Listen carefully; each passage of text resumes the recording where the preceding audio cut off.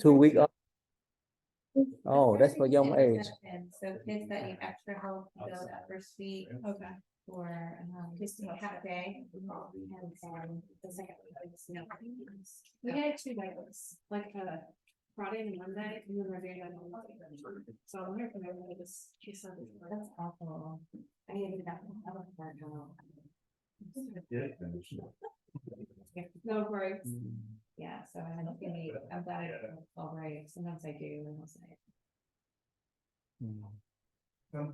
How you customer? You get more? Yeah. Keep you busy? Yeah, it's other parts are a little more. Okay, so let's start then. We start yeah, last week is so busy for me. I did the funeral service for my dad in Philadelphia. You saw it, right? On the Facebook. Mhm. Yeah, my dad passed away in Philadelphia, so I flew there last week. Let's okay, let's move on then.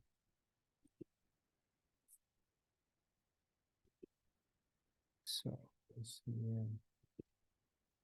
so how you work? It's a little crazy right now. We lost our funding. So Oh, we're trying to really? find new funding, which is Oh, hectic.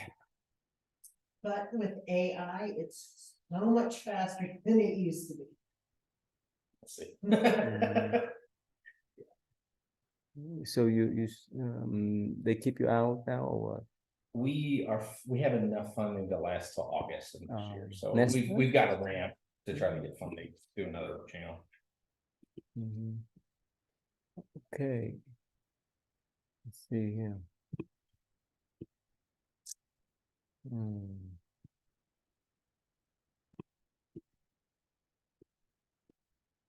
So you have someone specialized in brand writing?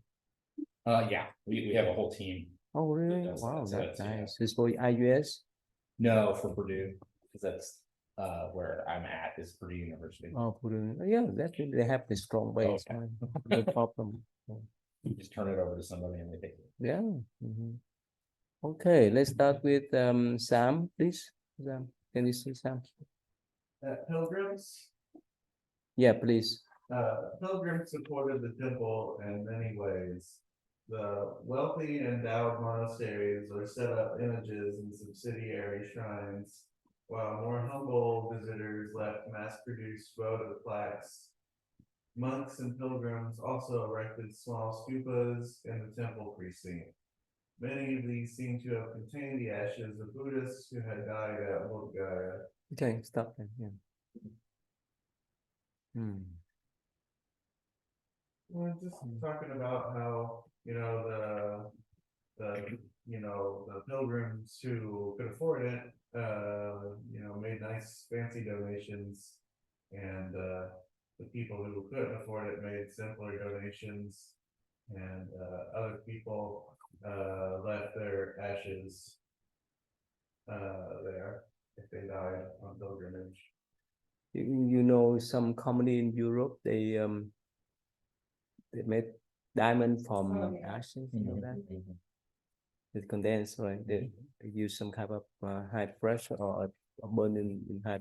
There's a lot of they do that also with pets too. All Oh, kinds of really? interesting jewelry they make out of the ashes and stuff.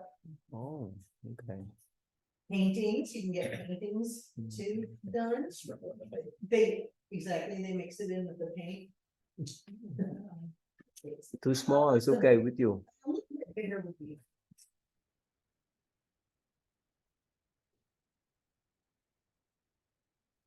Hi.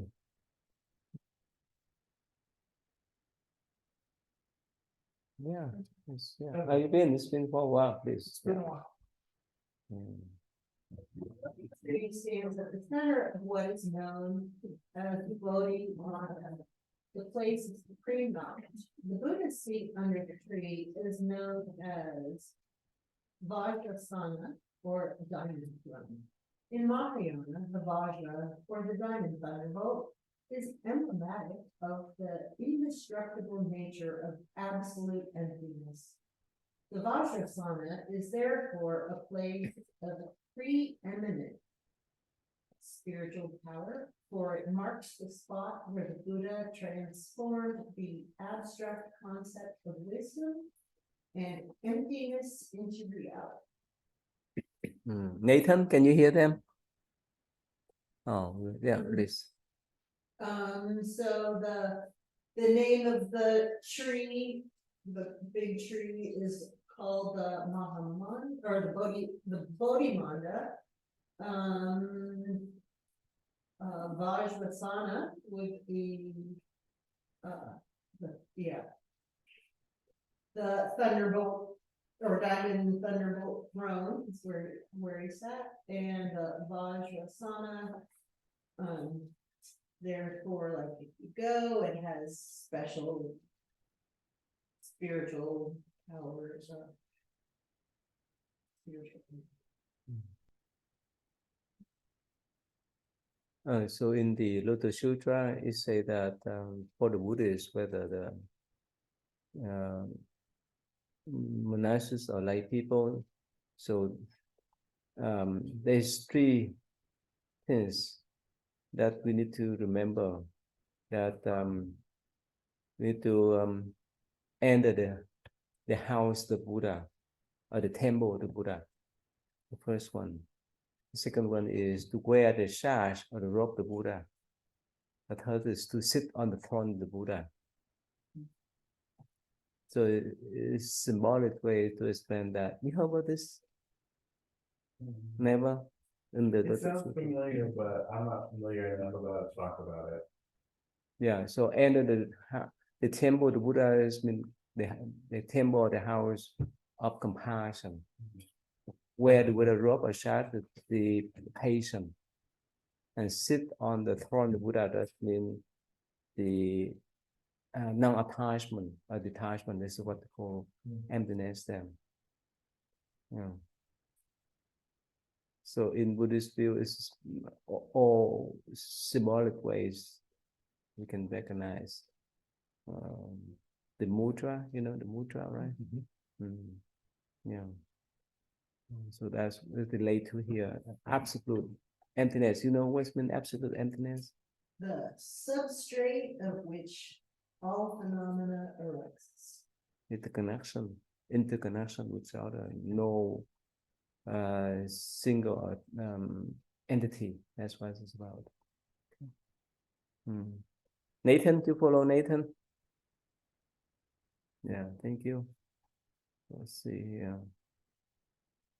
So when we're talking about like the Vajrasana, are they talking about like meditation? So the throne is like being in a meditative state. Can you speak again? So the diamond thunderbolt, the Vajrasana, is that just meditation? Kind of. So according to the Mahayana tradition, it says that even if the Buddha in the past, present, future, we sit on the same seat there. That's called the diamond throne. That no God can fly through. For us, any place except that place, God, as celestial beings, can fly anywhere, but not. They could not fly through that place. Nathan, you know why, Nathan? Do I know why the gods couldn't fly through? They cannot fly through the diamond throne of Buddha. You know why? I do not. You know. Yeah. Mr. Chris, you know why? Why? No God and no celestial beings could fly above or fly through that diamond throne. No, I don't know what would prevent them from that, other than that maybe it's so powerful, it might have like some sort of shield of reality or something. Yeah. You know. Because where the Buddha saw beyond samsara, you know, it's like where the Buddha is beyond samsara there, and the gods are still, even though they're in the higher part of samsara, they're still stuck in samsara. They still have egos, and there's no ego in like the like a Buddha zone, basically. You have the idea? Yeah. makes sense. And also it said that no God could see the top of the Buddha. This represent the wisdom. Yeah, in symbolic way. Yeah, that's why they could not fly through. Okay, yeah, all right. And actually, not this picture, but not picture at yeah. And let me share with you this thing, so that you can.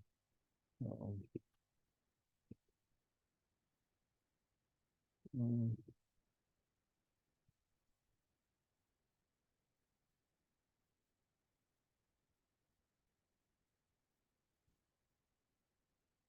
All right, right here, this one here. Let's see.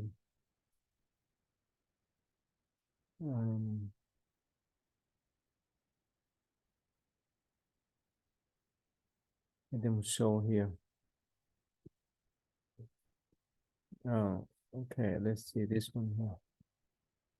So in this corner right here, this is the pathway here. This corner, they have this small compassion Bodhisattva statue.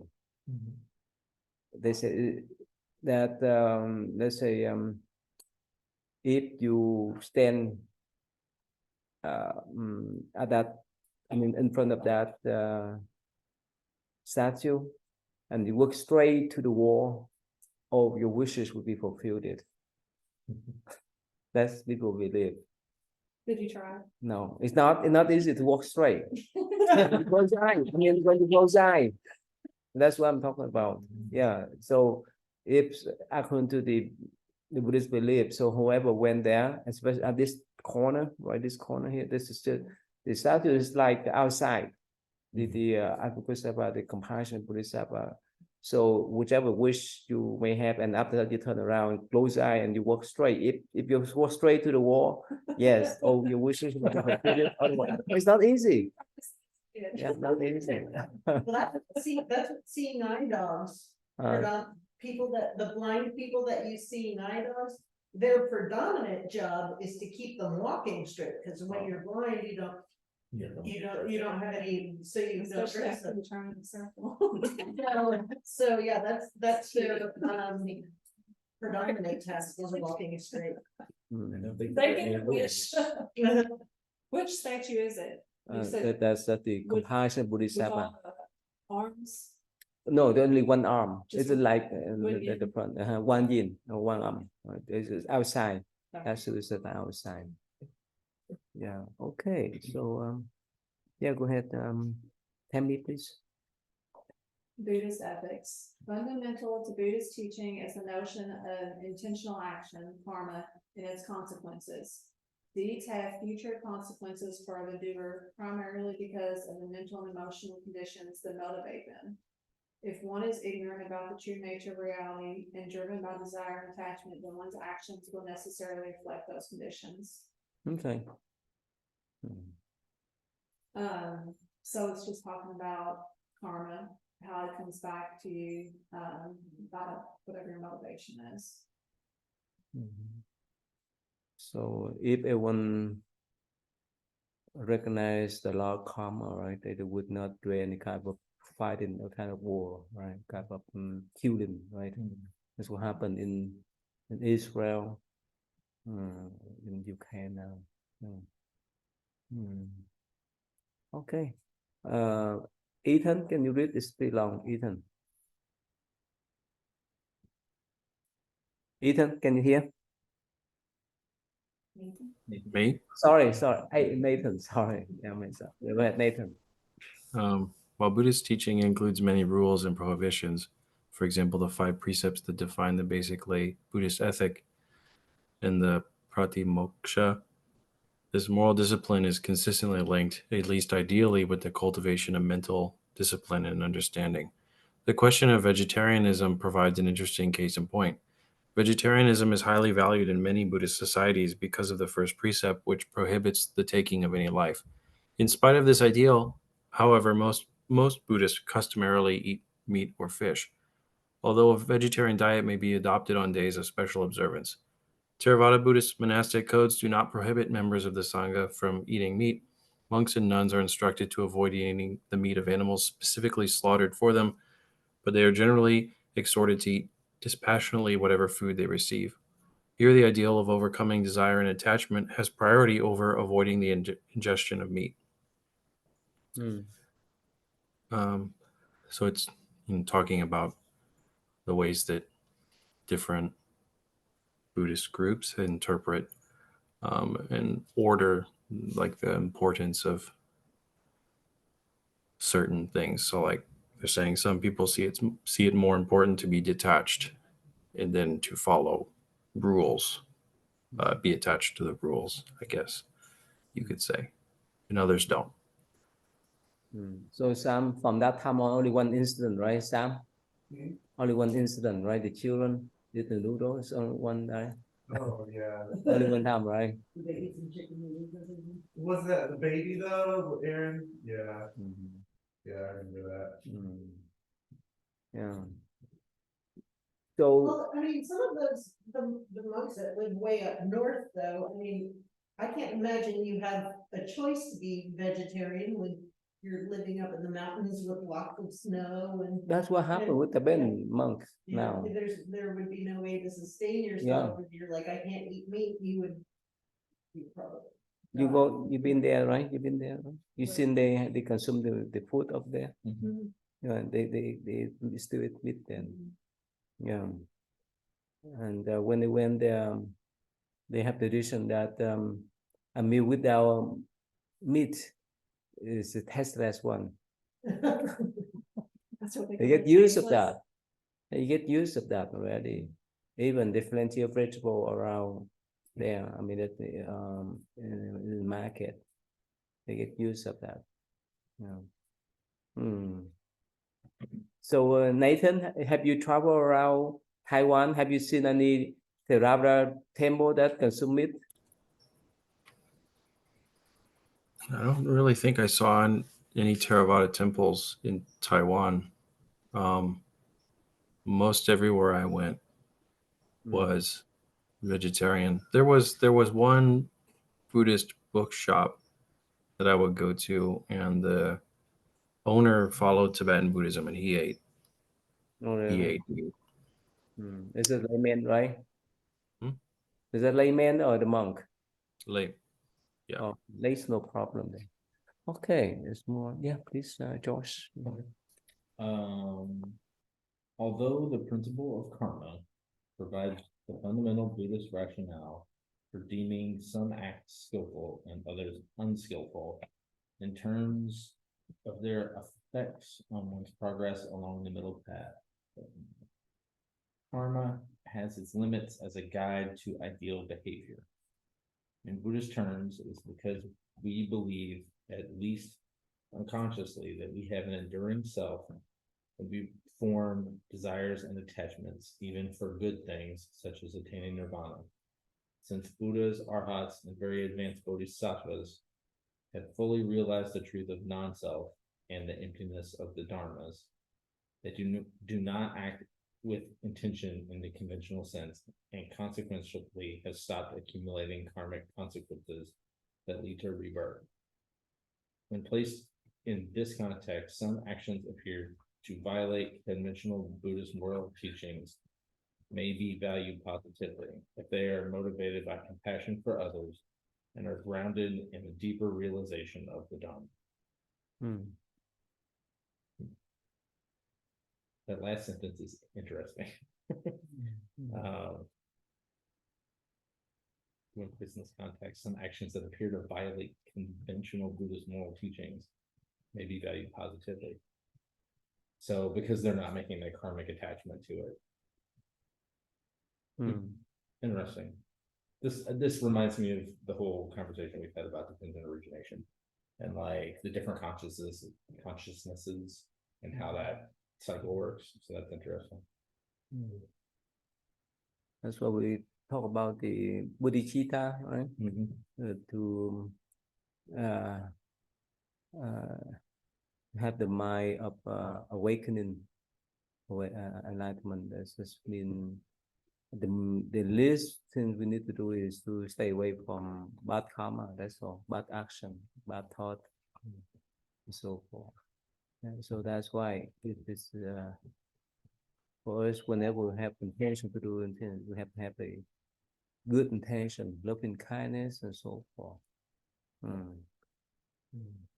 So let's say if we live in the wartime country, suddenly they shoot a missile to your country. Can we, like in Israel, right? Last time, right? Can we still develop that compassion to them? What do you think?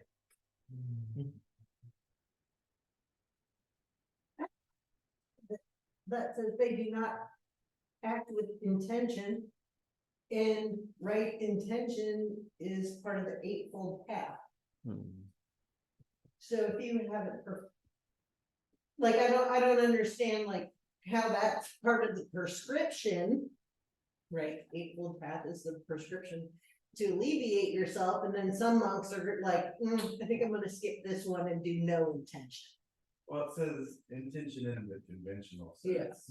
So, Yeah, that's why I just like, I think it's weird that it's written that way, because that's not even like, yeah, that's clearly part of like what you're supposed to do, is have right intention. Was it one of those things that like, since it's people who are already in like they've already gone through this process, that like that's the vote that got you to the other show, or you don't need the vote anymore? Like, I'm already here, I don't need to use those rules anymore to like, I don't know. I don't know, I'm just See the Buddha say anywhere that like this applies for everyone except for like I've not seen any of those clauses, but I think it's like, whenever you get so used to doing something, you don't have to always do it with like the intentional, well, the conventional kind of intent. Like when you drive your car, like when you've already driven it like a million times, like you don't always be like, I get the gear shift and I gotta go, you're gonna do this and that. You're not always thinking through it with like mental intention, but you still do it. But it's like you're just like absorbed in it at that point. Yeah, like, then you're not being mindful if you're just subconsciously doing something. Like I think it's my deal is with the way it's written, not that I think that's actually like, I think that makes sense. Yeah, the phrasing. Yeah, like, I mean, seriously, no intention.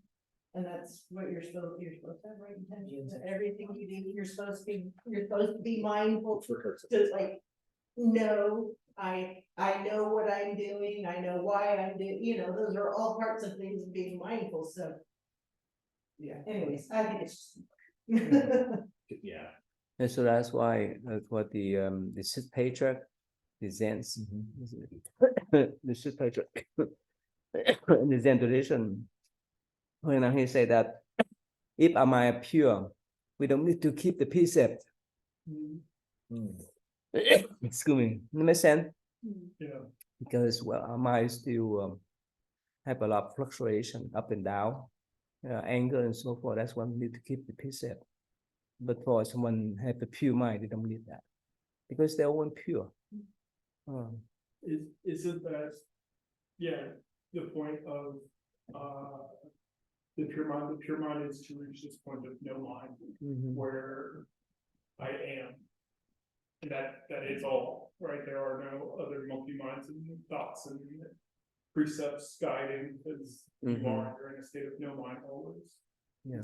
And that's how I read this. But does it mean like you can break the precept? Does it mean you can break the precept, or it's that you don't have to like consciously remind yourself, I'm not gonna kill, I'm not gonna steal, I'm not gonna commit adultery? Because I can't imagine, no matter how enlightened you are, if you're killing, stealing, committing adultery, and saying hateful things, that you're, if not, Maybe once you're pedantics. it's almost just like how like an insect moves around. They don't really think about it. It's just kind of, they're just, Yeah. it's just part of. Yeah. It's like impossible for them to break a precept, but it says they can appear to break a precept. It doesn't say that they do break a precept. Yeah. Like, it's like, maybe like like Bodhisattva could say something that doesn't appear to be true, but when you understand it more, it is true. So it's like, My guess, this is my other thought, this person that wrote this book is a student of, Chogyam Trungpa Rinpoche, and they have all sorts of people that like followed him and are into him, have all sorts of like excuses about his behavior.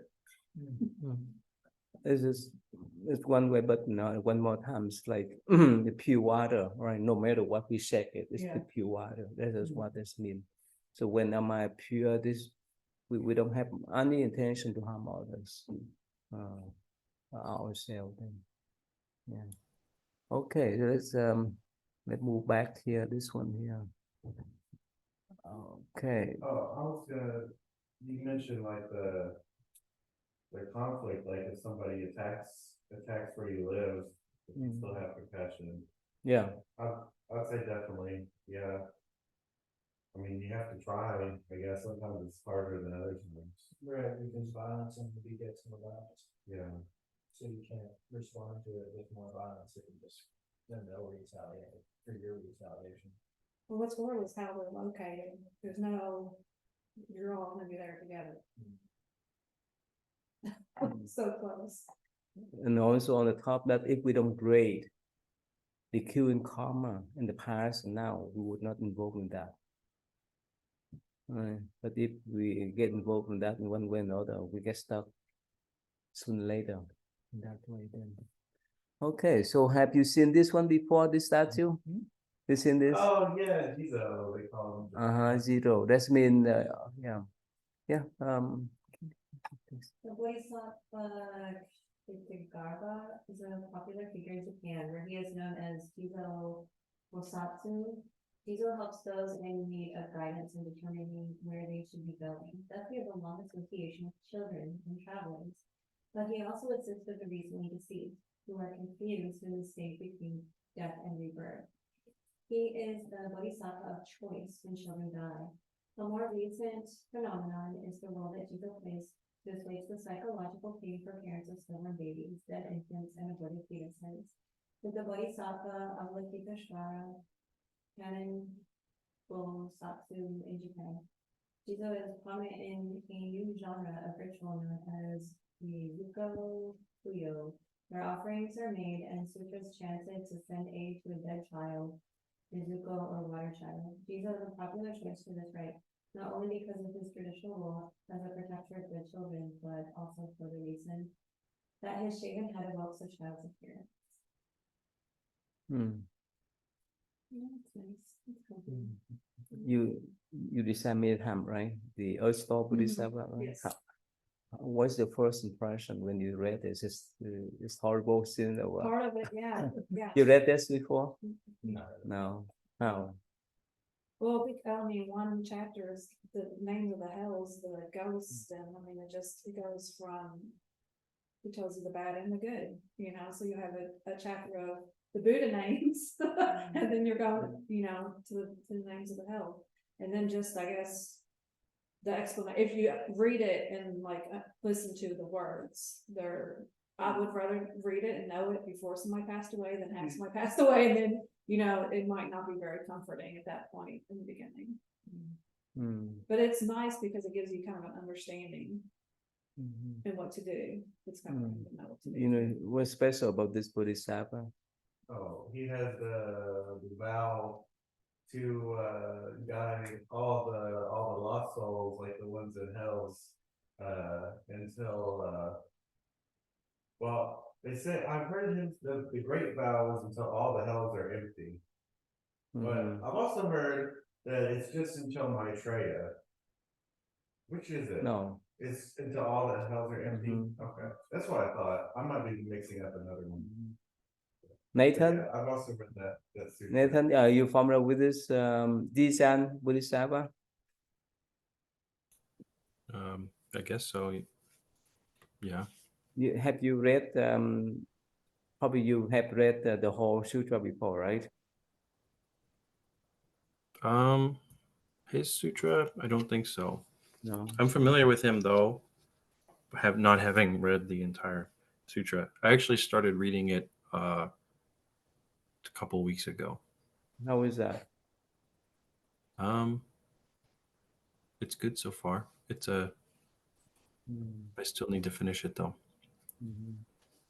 Yeah, basically, when I went up there, went to the heaven of 32, to teach the Dharma to his mother, the one that passed away after her. So he was born 7 days, and Buddha say that all the God, Buddhism, and so forth up there were converted by this Earth Bodhisattva. And they say one of his lifetime is that his mother's he didn't know where his mother was born, so he prayed and said to a past Buddha. So that past Buddha showed him that his mother fell into the hell. So at that time, his form was a Brahma, a lady, female Yeah. Brahma. So she made a vow. At that time, she made a vow to stay in the hell forever to rescue them. Yeah, that's why this is so popular in Japan. They pray. I wouldn't have recognized them. You The can kid recognize in it. his earth store though, who next to the. I know. This one is just the It's it the represents the name. Jiao. That's the same. It represents the Jiao. But Yeah. that's the first part of the sutra right there. You Mhm. just chapter 1, 2. Yeah. Skip that part.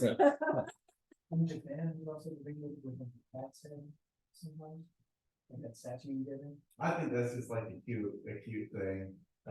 Usually they make them in Japan. They always make them out of like stone, like that kind of granite. Though I think because his name says Earth in it, they're like, well, that looks like the Earth. And they usually give him a red scarf in Japan, but in other places, he looks different. He's always bald though. The coins, is that offering? Kind What of. is, Kind of. That's what they believe. Yeah, they Okay. put the coin there. Yeah, that's American money. Yeah. Yeah, economics.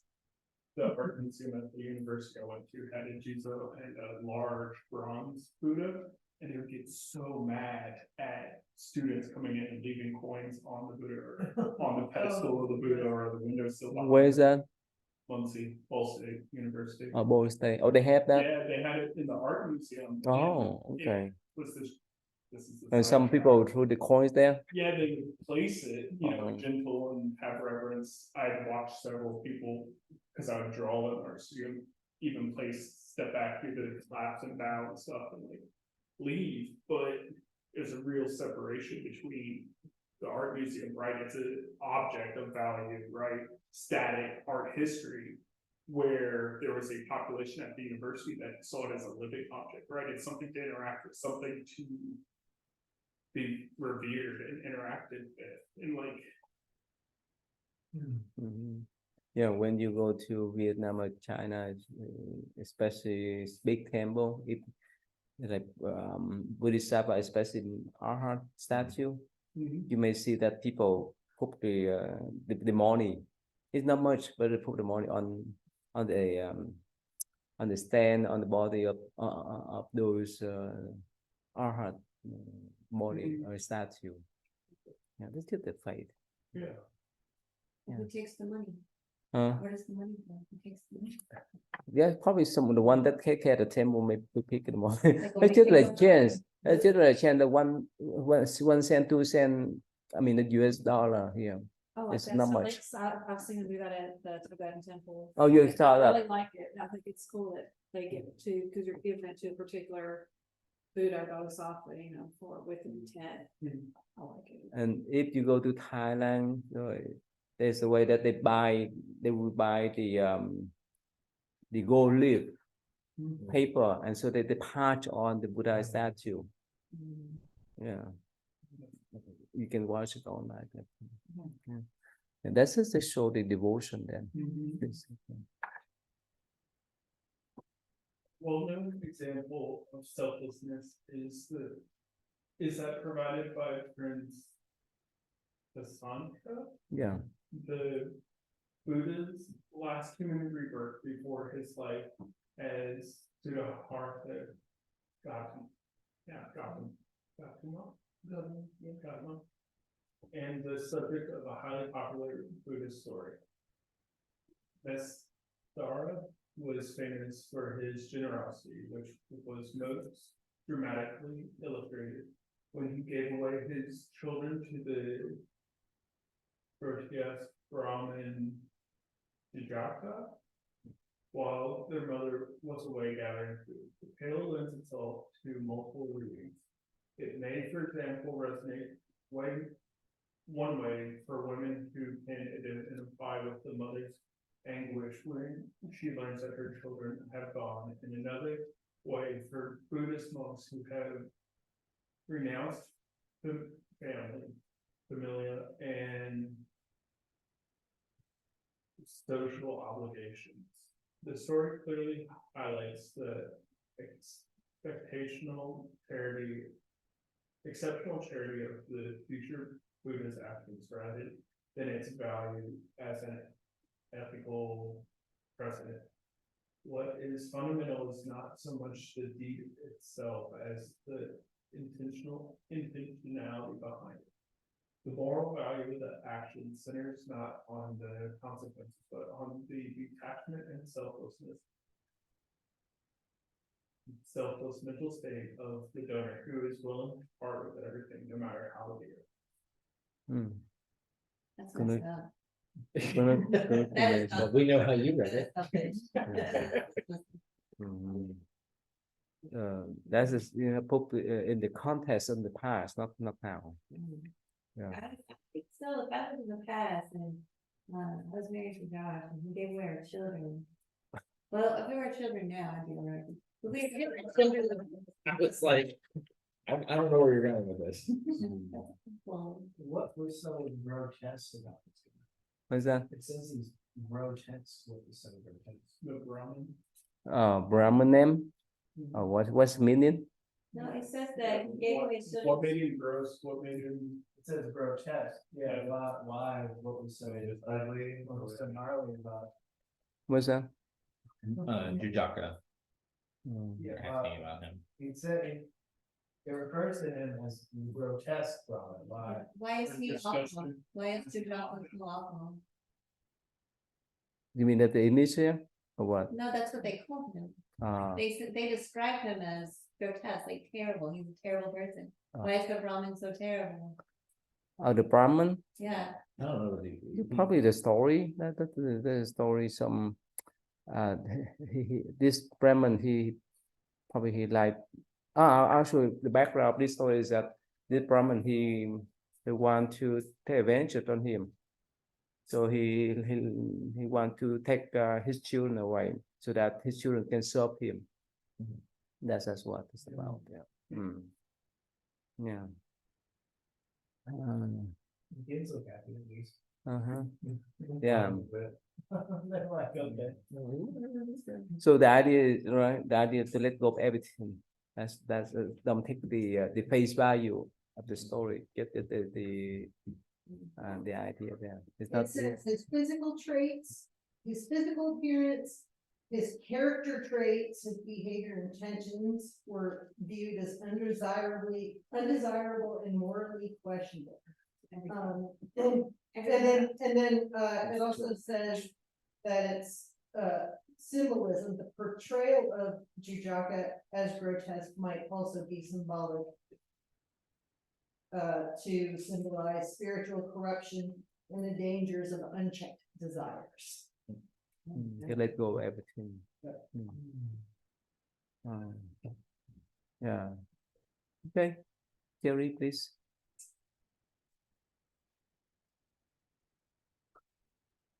Mention that word before.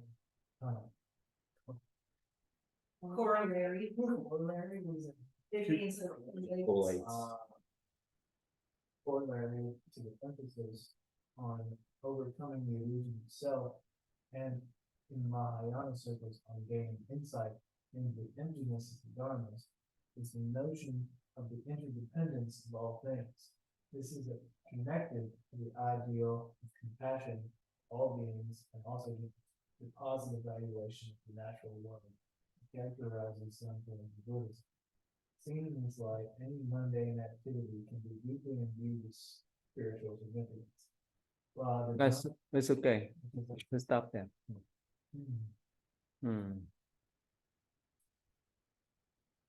You understand? So Christy, you want to do some? So a corollary to the emphasis, so something that's similar to or the same as this emphasis on the illusion of self, is on the insight of emptiness itself. So that's kind of, it's part of the, there's several ways to rid yourself of the disillusionment or several paths to it. So there's one way of doing the more no self, let's say through the Theravada tradition, or if you went you know, with like the Zen and the Mahayana traditions, the focus is on emptiness rather than So everything depends upon how we view, right? For the business people, they see everything's can make money, right? The chair and so forth, right? For the artist, right? Everything is beautiful. So here they say that for us, for us, the one that work on the spiritual path, we see it in the spiritual way. sort of like what Evan was saying about the art museums, all those statues of Yeah. art, and nothing, you shouldn't touch it. It's more spiritual. Spiritual thing. Yeah, so it's just how we view. So it said that for the novice, they have to memorize some verses. For example, before they sit down to do meditation, they say the verse. They say, "May I sit on this seat so that I don't have any attachment," for example.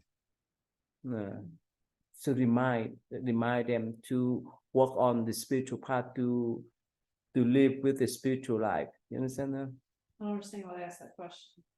Huh? Why did they ask the question? Another question, not the question, but to train the mind to live in spiritual life instead of living the secular life, mundane life. So, for example, like for the novice, they need whenever they sit down to do meditation, they need to recite that verses. The verse remind them, oh, I sit here, I detach from everything. Makes sense, right? Or when drink the water and so forth. So how we guide the mind, how we guide our mind to certain path depends on how we view things. Let the teacher, right? Whichever thing we see, oh, okay, let's say that speaker, right? We can teach the children about the keyboard. So for the teacher, they see everything's teachable, right? For businessmen, everything they see is making money.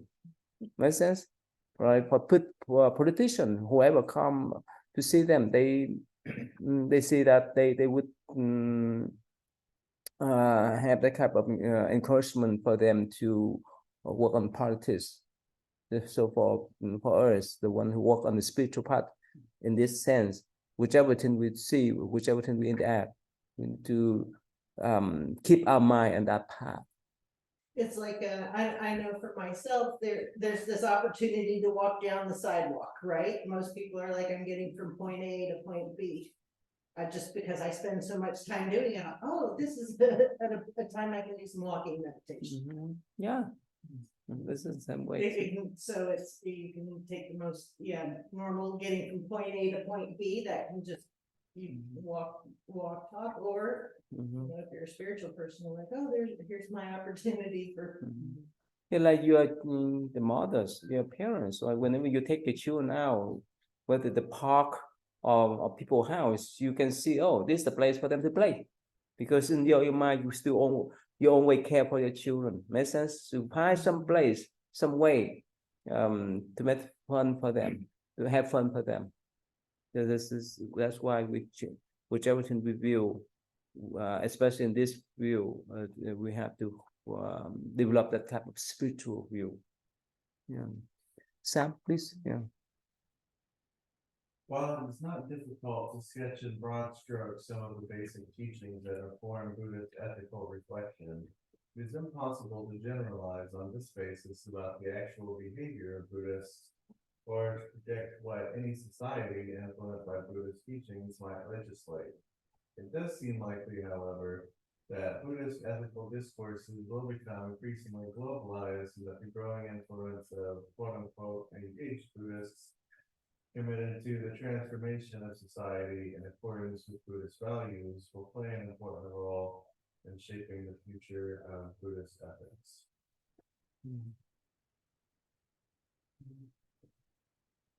Saying that, you know, not all Buddhists have the same ethics and not all societies that have a strong Buddhist culture are, you know, have laws based on it, but it says that, you know, in this world, more Buddhists becoming engaged means that, you know, society would potentially have more Buddhist values, like I would hope, you know, peaceful.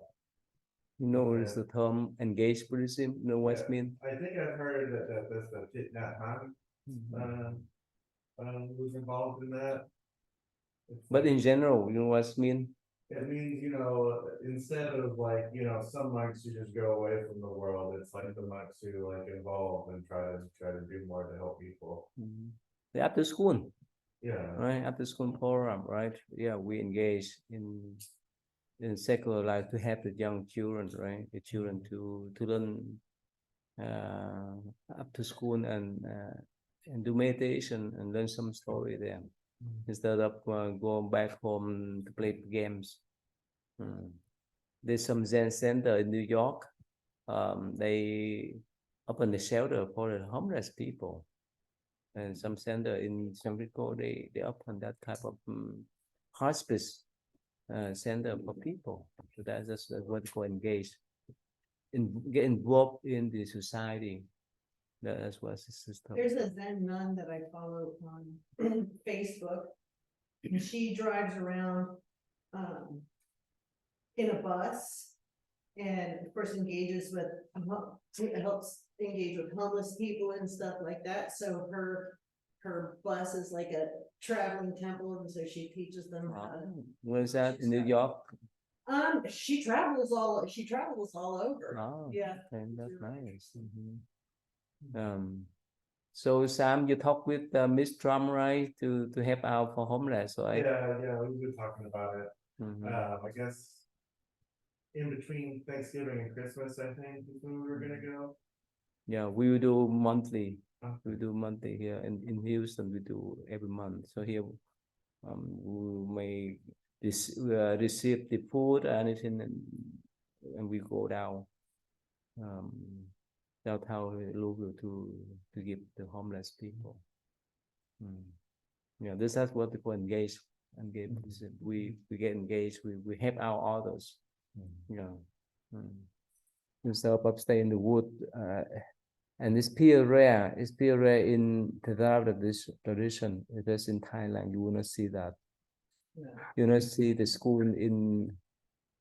Actually, that's just only for the novices, but not for common people like the children run around. There's no way. Yeah. There's no way for them to run around. But a lot of nowadays we keep out, and even some most of Vietnamese Buddhist center they would not accept that. Except my centers here in Houston and so forth. We need to guide them. Yeah. Okay, yeah, please. Yes. Well, as a social renunciant, the Buddha was in some respects fundamentally indifferent to the rise and fall of rulers and their court politics. In other respects, however, he appears to have recognized that the support or enmity of the local political order would greatly affect the well-being of the Sangha. Based on the evidence provided by early Buddhist sources, the Buddha was a skilled politician when he had the occasion to deal with rulers of his day. Some of his teachings warn the sufferings that the tyrannical kings can impose on their subjects. And the Vinaya accounts of all early years of the Sangha show that he was willing to adjust the community's rules to avoid conflicts with local kings. For example, when he prohibited the ordination of army deserters and instructed the community to adjust the dates for rainy season retreat to accommodate for royal preferences. While visiting kings seeking his teachings were expected to enact their religious inferiority through rituals of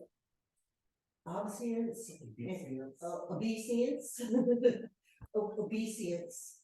He had not appeared to have questioned any of their political. Hmm. So, yeah, the Buddha was very flexible on certain things and let some of the rules, since it's the middle way, it's not this, so it just kind of reflects how that he changed some of the rules because certainly, or not changed them, but a bit flexible for areas where the kings could do really dreadful things to people that went against their. Makes sense. Yeah, in the rules that no criminal would be monks and nuns. You know why, right? To upset the government. Ah, That he didn't want to upset the government. yeah. Oh, the deserters, yeah. Deserter too, yeah. Well, yeah. They'll go against the Financial debt. Mhm, all financial this, debt, you know, debtor. financial debt, you run off against it. Đúng rồi, Yeah. yeah. Because the monks represent the whole Sangha, whole Buddhist tradition, right? And also there's some sutras and how skillful Buddha was.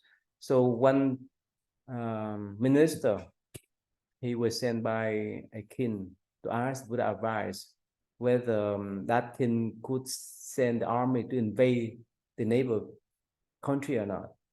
So instead of say yes or no, so Buddha hold the conversation between him and Ananda, who is his attendant. So he asked several questions and Ananda has replied. For example, he asked whether the people in that country are living in harmonies or not, or whether they come together for meeting, whether they can resolve the differences in the peaceful or not, and so forth. So that minister listened to the Buddha conversation with his followers.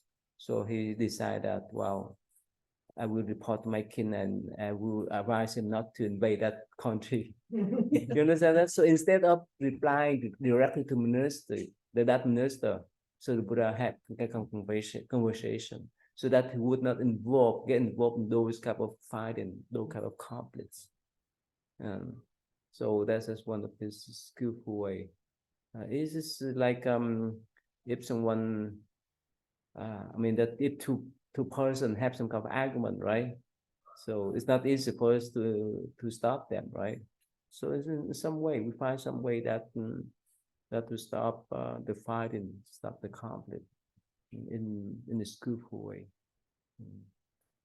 Yeah, so that's why we can say that during his lifetime, most of all the king loved the Buddha because he didn't want to get involved in politics or into the fighting, especially because they were violent, and so he would not take that side.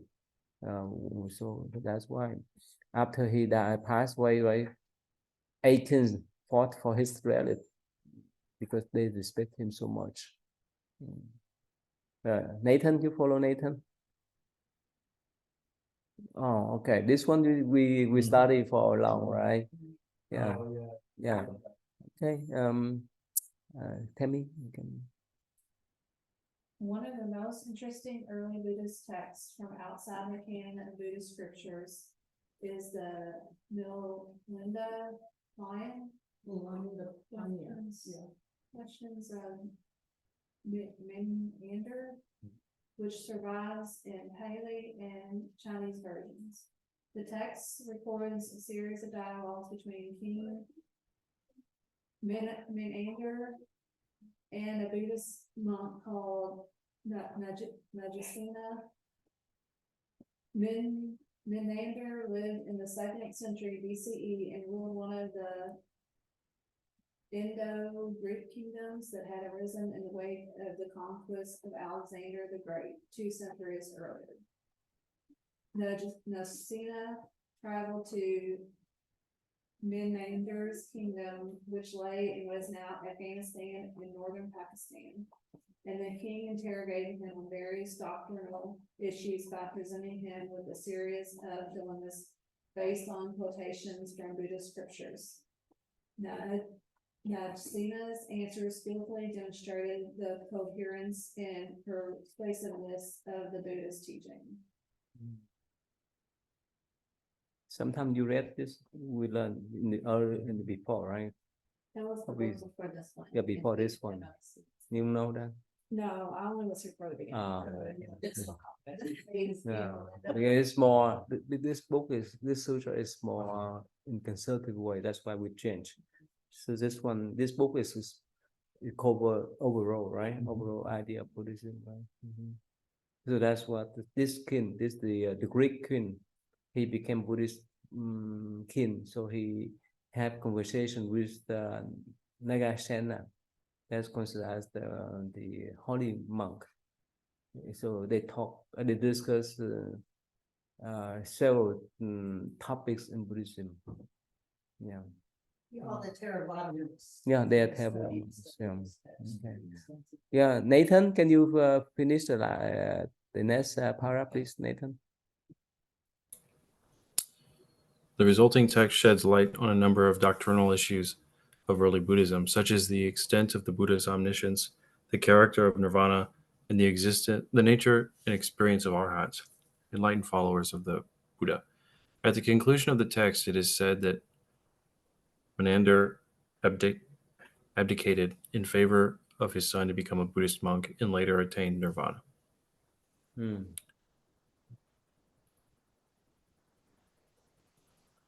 Have you read this book before? No, I just looked it up online. We'll have to look through it. Yeah. This is one of my favorite parts of history. I could talk about it for like the next 3 hours. Because This king? well, that whole area and time period, because like from when Menander converted to Buddhism until like the 1100s, so like 1600 years, that was a Buddhist kingdom. It did start off as Theravada Buddhism. It actually became a really important center of Mahayana Buddhism. Like they found some of the earliest versions of the Siddhigarbha, the Earth Door Sutra there. Not complete ones because they've been destroyed, but they found like fragments of it there. So what's special about this king? This Greek king that you know of? Oh, well, he was like the first Greek king to convert to Buddhism, and then sent like the Buddhist missionaries as far as he could. And actually, Greeks went like to Sri Lanka, and they also went back to Europe even, and all over. But yeah, it's crazy to think that there was like a time period when there were like Greek Buddhists, but no like Japanese Buddhists, because like it spread to there before it had spread most other places.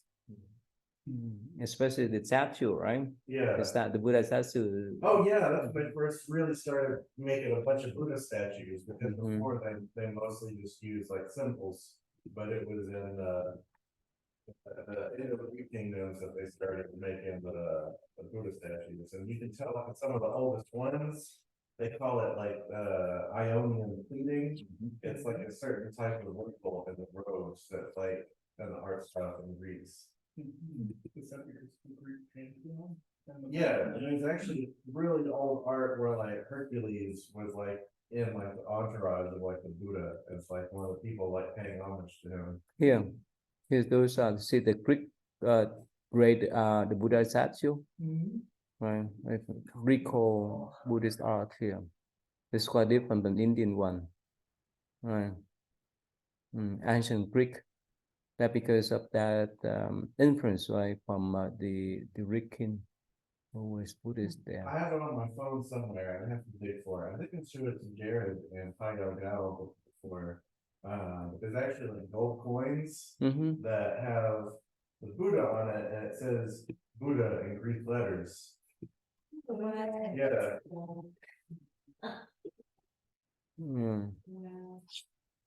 Right here. This is yeah, I mean that in Probably that cushion one, Which because that one? was by the time that the cushions had come down. Oh, this one here? There was, this one. it's like one of those categories, subcategories. Oh, this one here. Well, that's probably one, but yeah, they. Oh, right here, this one here. Yeah. The cushion. It Yeah, the says- cushion here. it Says Bodo. Yeah, it is that thing is this first the second century. It's first the second century here. Yeah.